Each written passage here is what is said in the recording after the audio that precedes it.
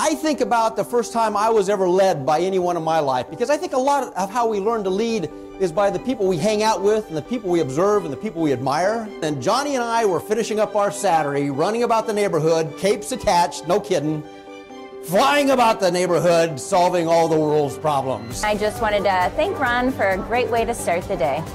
There we stood on the edge of the roof looking at the tower, just out of reach, wondering, oh, we're going to get down. It turned into quite a problem, a bit of an intellectual discussion we had. After some discussion, my friend and leader, Johnny, looked at me and he said, "Ronnie, trust your cape." He leapt off the roof, landed in the grass, rolled to a stop, got up triumphant. What could I do but follow? You kind of fall back, you get apprehensive, but the time comes when, okay, I got to be Superman, I guess, and bring out the cape. I think a leader engages others.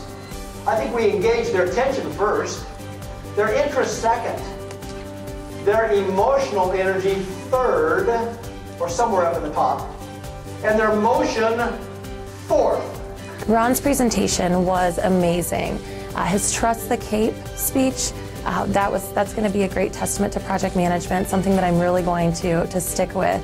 He really engaged the audience. We got to go around and speak and pass off answers to each other. It was very engaging and very informative. What do you love about working with people on project teams? The creative ideas that you get by working with other people. I love that too. Thank you so much for being a good sport. You've got something you like about projects, I'll bet. May I? Let me bring this over to you, miss. There you go. The opportunity to learning new things. Thank you for that. The message that resonated with me was getting people convinced to think with their hearts, not with their hands. At the count of 3, I want you to point at somebody at your table. Oh, chosen one, okay? At the count of 3, 1 finger, 2 fingers, raise out, 1, 2, 3, point. All right, hands up, oh, chosen one. Remain standing, everybody else sit down.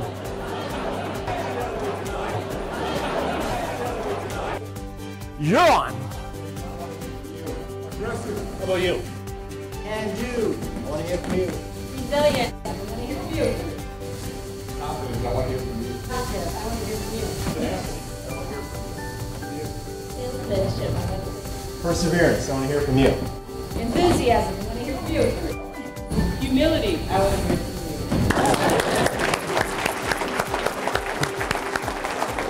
Thank you, leaders, one and all. Nicely done. If we lead people from a perspective, from an attitude base, that's what I hear right here, you're going to get good results. Because then you can choose what actions to take. Then you can choose how to approach a situation. You got the right attitude, the rest of it becomes pretty clear of how I go about it. Ron's speech was absolutely fantastic, not only entertaining, but informative, well put together, and engaged the audience. Really one of the best speeches I think I've ever seen. Now, if you're setting up a table that you have your boss sitting at, raise your hand. Yes, sir. Shout out to the other back corner. Give us a verb. Ask. Ask. Don't you love that word? Oh, don't you love that word? Okay, thank you for that. This corner, give us a verb. Thank you for that. Over here. Celebrate. Give yourselves a round of applause. You know, some of us are crusty and rough around the edges, and some are silky smooth, and they can both be good leaders if their attitude is one of integrity, of helping others, of performance, of those issues. Would you agree?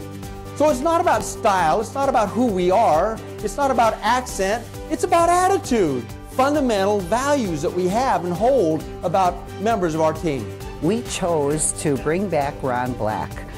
He's a very dynamic speaker, and he tailored his message for us this year, which is step up your project management skills, future trends in project management. If you can send the message, you count and I care.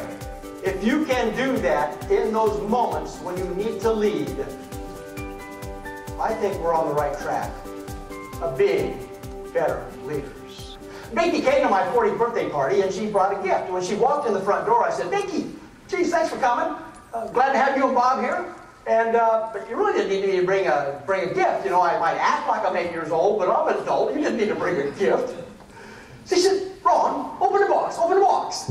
And so I took the box from her, and I opened it, I unwrapped it. It was beautifully wrapped, and inside of it was an envelope and a pair of tennis shoes. And I said, Binky, what's this all about? And she says, Ron, open the envelope, open the envelope. So I opened the envelope, and inside the envelope was what she called an enrollment form. And she said, Ron, I've enrolled you. I said, in what? And she said, a half marathon. Binky, I don't like running. I didn't like running in the Marine Corps. Don't like running now. Don't plan on running in the future. Thanks very much. But honestly, Binky, she said, with great clarity, Ron, you're getting a bit fluffy. Well, 7 weeks later, I found myself in Phoenix at the first ever half marathon I'd ever seen. I'm not a runner. I still am not a runner. Honestly, there I was in the middle of 5,000 people. And there we are shivering at, it must have been all the way down to 60 degrees or something in Phoenix. So we're all shivering, right? Looking at each other in this mass of humanity. And a gun goes off. What do I know? I dropped to the ground. Binky says, Ron, come on. We've got a plan. I said, Binky, what's happening? She says, Ron, come on. We've got a plan. Move with me. So she led me. And so I got up. I saw this herd of humanity moving, and I followed the pack. And I ran as hard as I possibly could to keep up with these people. So there I was, running. It's not so bad. 10 steps later, oh my. 30 steps later, pretty soon I'm gasping for air. I'm looking at Binky for some leadership. She says, Ron, we've got the plan. The plan is we'll start slow, and we'll finish weak.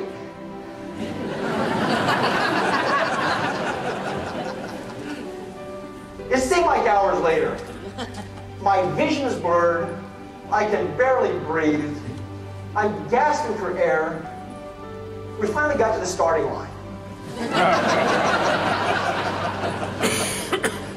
Had I only known how long a half marathon was. It seemed like hours later. You know, we're running. Binky looks over at me one step, and she says, Ron, great leadership advice. She says, Ron, if you're not having fun, slow down, you idiot. I thought about that. You know, if I slow down, people are going to pass me. Well, that wasn't a problem anymore.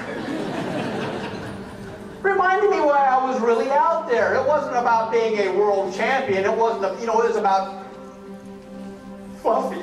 That's what it was about, right?